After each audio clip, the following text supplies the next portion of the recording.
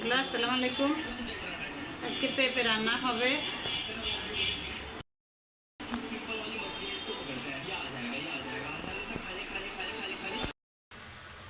ডাল দিয়ে পেঁপে দিয়ে রান্না হবে আজকে।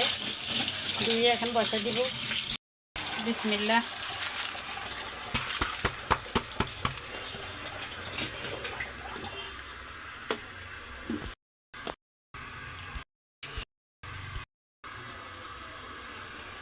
পেঁয়াজ রসুন দিয়ে দিলাম। ডালটা ফুটে গেছে, ধনিয়া পাতা দিছি।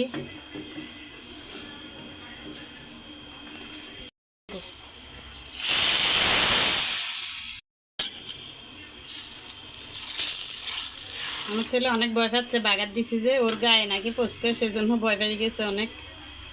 পেঁপে মশারের ডাল দিয়ে কেমন হয়েছে দেখেন।